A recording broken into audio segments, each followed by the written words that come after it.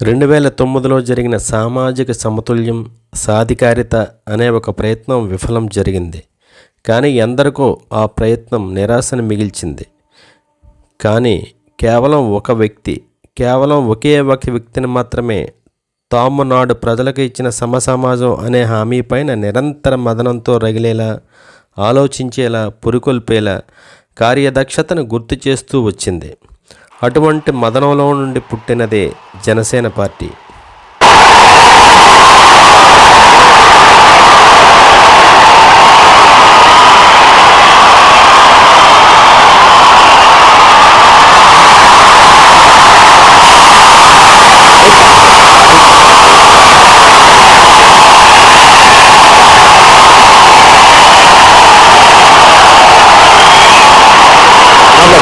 నాటి ఉమ్మడి ఆంధ్రప్రదేశ్ రాష్ట్ర రాజధాని, నేటి తెలంగాణ రాజధాని గడ్డపైన ఆవిర్భవించిన నూతన వెలుగుల ప్రస్తావన గురించి ఉదయించిన సూర్యుడు మన జనసేన పార్టీ.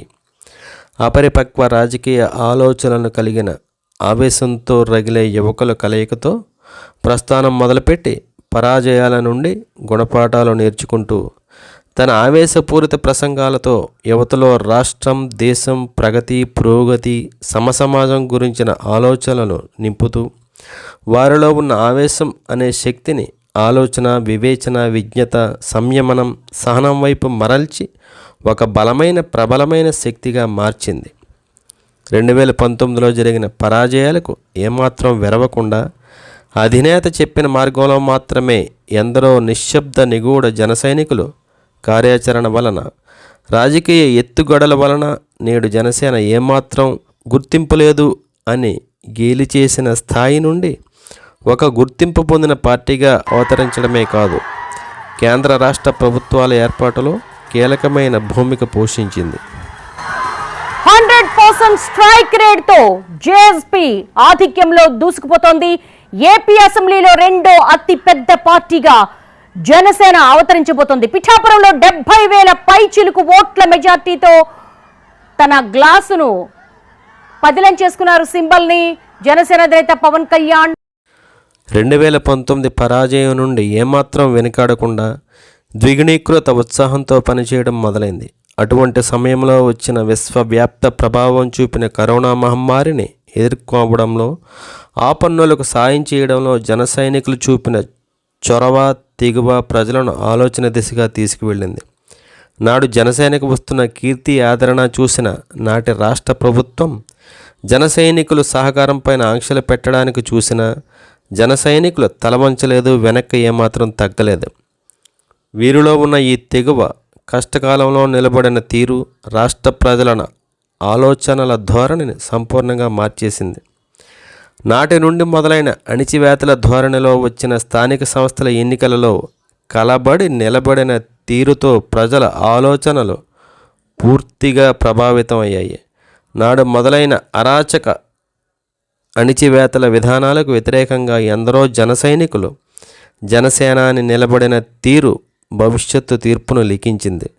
నాడు అనుకోకుండా స్థానికంగా జనసేన టీడీపీ కేడర్ లోపాయికారిగా పోటీ చేసిన తీరును నిశితంగా ప్రజలు గమనించారు. అలా నిలబడి 2024 ఎన్నికలలో ఒక రాక్షస ఉన్మాద అప్రజాస్వామిక ప్రభుత్వాన్ని బందలో పెట్టిన కీలక వ్యక్తి పవన్ కళ్యాణ్.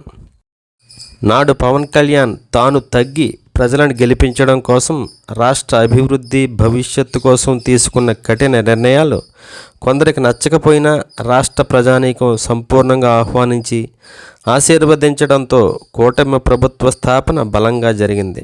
ఎంత బలంగా అంటే ఇక రేపు కోసం జరిగే యజ్ఞంలో అటువంటి రాక్షస మోక ఉండకూడదు, అడ్డుపడకూడదు అనే స్థాయిలో ఏర్పడింది. ఇక తన జనసేన పార్టీని భవిష్యత్తు వ్యూహాల కోసం సమీక్షించి సమూలంగా మార్పులు అవసరమైతే చేసి రాష్ట్ర వ్యాప్తంగా బలోపేతం చేయడమే కాదు, ఒక బలమైన అఖండమైన సైన్యాన్ని తయారు చేయడం, భవిష్యత్తు రాజకీయ నాయకుల ఎంపిక కోసం రేపటి రోజున రాబోయే స్థానిక సంస్థల ఎన్నికలు ఒక వేదిక కావాలని పవన్ కళ్యాణ్ గారు దృఢ సంకల్పంతో పార్టీ ప్రక్షాళన నిర్మాణం చేస్తున్నారు. ఈ అసిధారా వ్రతంలో ఎటువంటి విఘ్నాలు జరగకుండా భవిష్యత్తు రాష్ట్ర నిర్మాణంలో కీలక భూమిక పోషించే నూతన నాయకత్వ జననం ఇక్కడ నుండే జరగాలి. దీనికి కంకణబద్దులు కావాలి ప్రతి జన సైనికుడు. అదే మన భవిష్యత్తుకు శ్రీకారం చుడుతుంది. ఈ యజ్ఞంలో అందరూ ఎటువంటి ఆలోచన కల్మషం లేకుండా పాల్గొనండి అని నా మనవి. జనసేన బలపడడం అంటే రాష్ట్ర భవిష్యత్తుకు ఒక ఆశ ఆలంబన మాత్రమే కాదు, దేశ అభివృద్ధికి సమగ్రతకు కూడా ఒక వేదిక. రండి, అందరం కలిసి ఒక బలమైన పటిష్టమైన నిర్మాణంలో భాగస్వాములం అవుదాము. 2024లో రాక్షస సంహారం మాత్రమే జరిగింది. రేపటి ఎన్నికలతో రాక్షస గణాల నిర్మూలనకు శ్రీకారం చుడతాము. జై హింద్.